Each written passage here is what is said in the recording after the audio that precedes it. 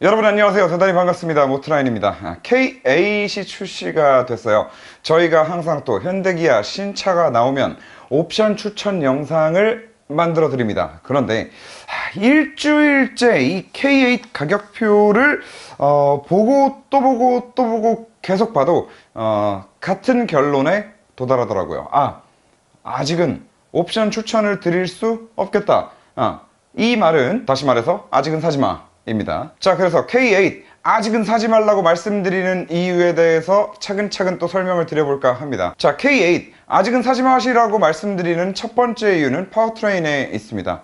자, 2.5 NA 엔진, 3.5 NA 엔진, 그리고 3.5 LPG 이렇게 세 가지 종류의 파워트레인으로 출시가 됐는데, 문제는 이 세 가지 중에 여러분들께 단 하나도 자신 있게 좀 추천해 드릴 만한 그런 파워트레인이 없다는 거겠죠. 자, 일단 2.5 NA 엔진부터 좀 말씀을 드려볼 건데, 사실 최신의 엔진이죠. 그리고 이 엔진의 터보 버전은 제네시스 라인업에 전부 다 탑재가 되고 스팅어에도 탑재가 됩니다. 그런데 많은 분들이 아시다시피 지금 현재 이 터보가 없는 2.5 NA 엔진, 듀얼 인젝션을 사용하는 이 엔진 같은 경우에는 엔진 오일 감소 이슈가 있습니다. 모든 차주분들께 다 나타나는 증상은 아니라 하더라도 분명한 건 상당히 많은 차주분들께서 지금 이 문제로 고통받고 계신데, 문제는 지금 현대기아 측에서 이 문제야, 이거를 교환하면 돼 라고 명쾌한 해답을 지금 내놓고 있지 못하고 있다는 것이겠죠. 자, 그래서 이 2.5 NA 엔진 같은 경우에는 엔진오일 감소 이슈에 대한 완벽한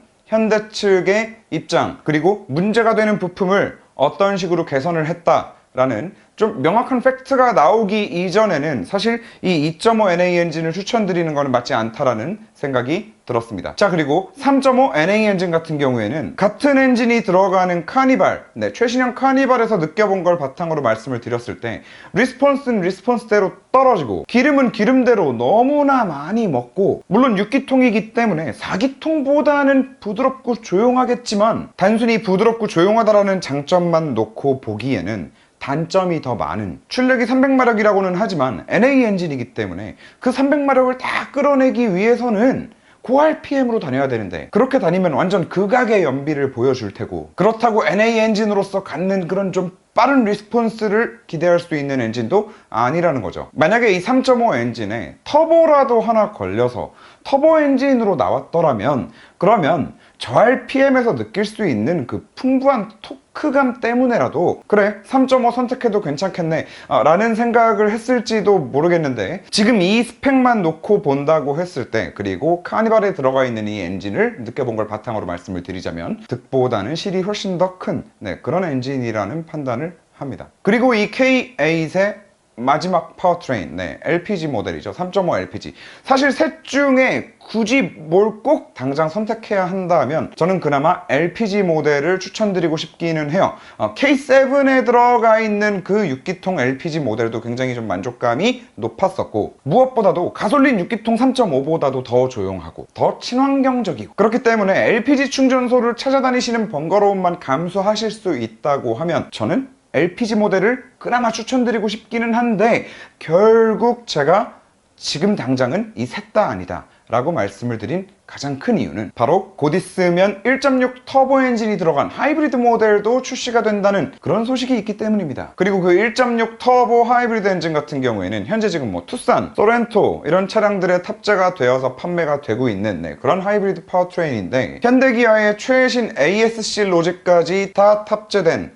그런 하이브리드 파워트레인이고, 실제로 타보면 꽤나 만족감이 높은 그런 파워트레인이라고 할 수 있겠습니다. 솔직히 K8을 지금 300마력, 400마력이 필요해서 구매하시는 분들은 없을 거잖아요. K8을 타고 엄청난 펀 드라이빙 미친듯이 쏘고 다니는 게 좋아서 K8을 구매하시는 분들은 없을 거라고 봅니다. 그런 분들한테는 스팅어라는 선택지가 또 있기 때문에 지금 당장은 이 세 가지 파워트레인 전부 다 추천을 드릴 수 없다라는 판단이 들어서 옵션 추천을 해드리지 않기로 결정을 한 겁니다. 아니 옵션 추천을 해야 되는데 일단 파워트레인부터 선택이 안 되는데 이걸 어떻게 추천을 해? 자, 그런데 여기서 말이 나온 김에 이 K8 가격표를 보고 여러분들께서 또 좀 알고 계셨으면 좋을 만한, 그리고 제가 보기에 또 이 부분들은 좀 조심해야 된다라는 그런 생각이 드는 포인트를 찝어서 몇 가지만 더 말씀을 좀 드려보도록 하겠습니다.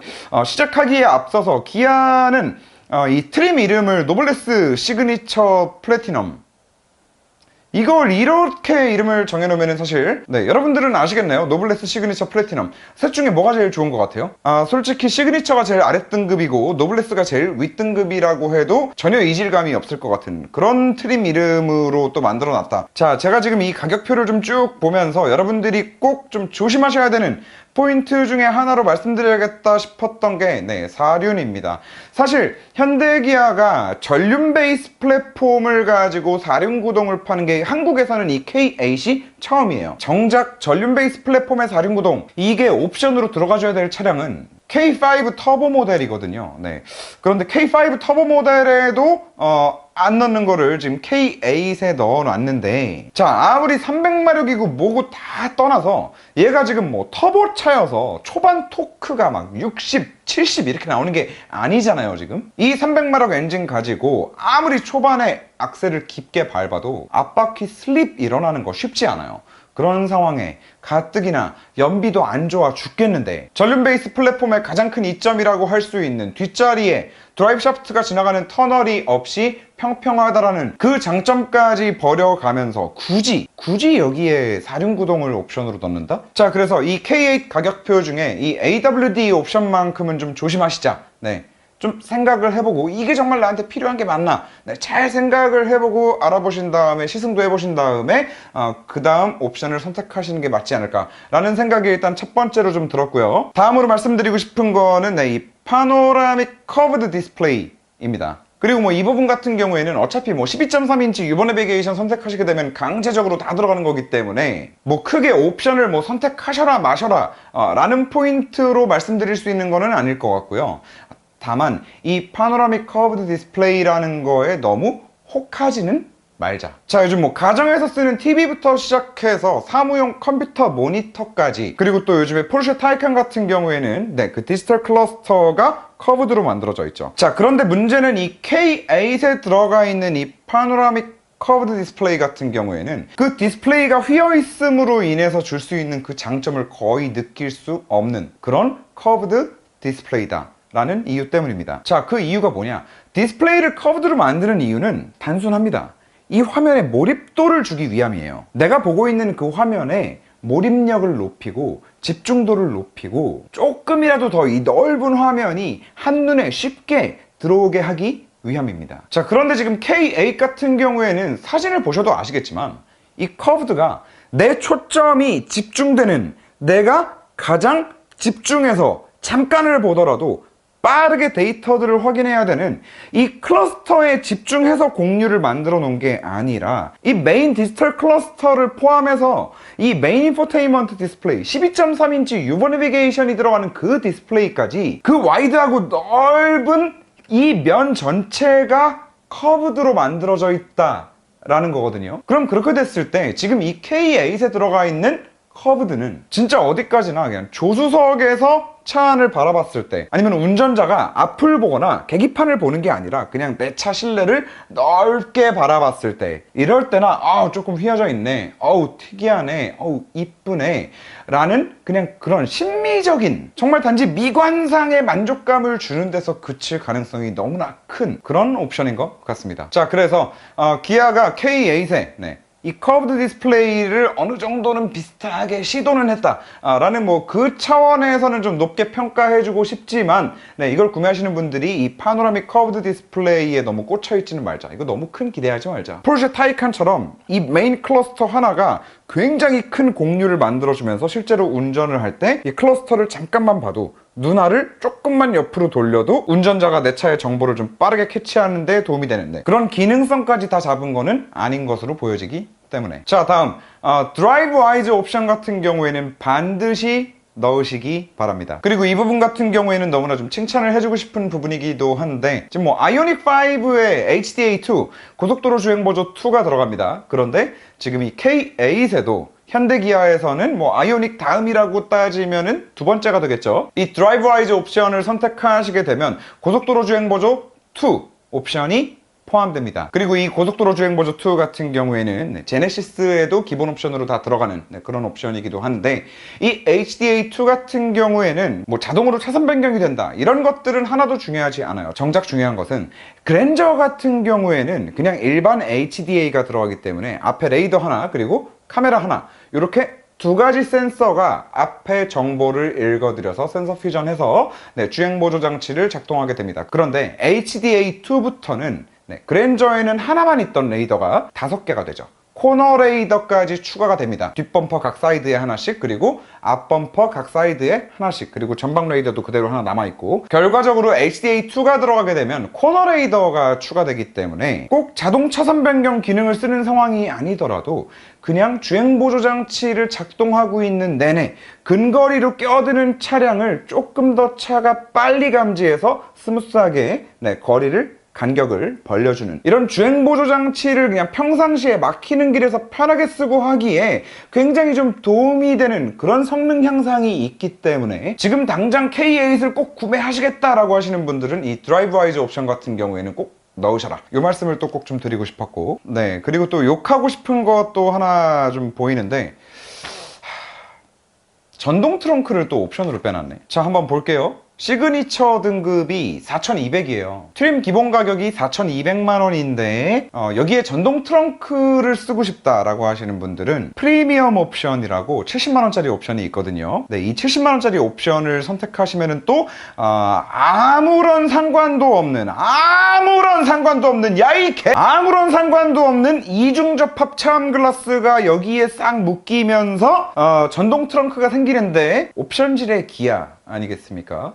여기서 끝나지 않죠. 이 프리미엄 70만원짜리 옵션을 선택하시려면 컴포트라고 또 110만원짜리 옵션이 있거든요. 그 컴포트를 넣어야만 이 프리미엄을 넣으실 수 있어요. 야, 이 개! 자, 그래서 결과적으로 시그니처 4,200만원짜리 무려 4,000만원이 넘어가는 국산 중형차를 선택을 하셨는데, 여기에 전동 트렁크를 넣으려면 일단 첫 번째 컴포트 110만원을 추가하셔야 되고, 그 다음 프리미엄 70만원을 추가하셔야 된다는 거죠. 우와, 대단하다 진짜. 그래도 뭐 한 가지 좀 긍정적인 부분은, 기아가 요즘에 밀고 있는 그 생선 비늘 스타일의 앰비언트 라이트 있죠. 다행히 K8에는 빠졌습니다. 참 이번 K8 옵션을 구성하신 분들께서는 어떤 것에서부터 영감을 얻으셨는지 정말 좀 안타깝습니다. 진정으로 혁신하기를 원한다면 이런 옵션표에 자꾸 집중할 게 아니라 차라리 그랜저와는 완전 차별화되게 제네시스처럼 원하는 옵션만 쏙쏙쏙 골라 넣을 수 있게 만들어줬더라면, 기본 트림 하나에 딱 얼마나 멋져요. 그리고 요즘 시대에 우리 똑똑한 소비자들은 기아의 그런 혁신을 정말 멋지게 바라보고 박수 쳐주고, 그랜저 살 사람 K8으로 더 넘어갔을 거예요. 그리고 전자제어 서스펜션은 왜 또 여기에 옵션으로 들어와 있어? 이런 거 K5 터보에 좀 해주지. 응?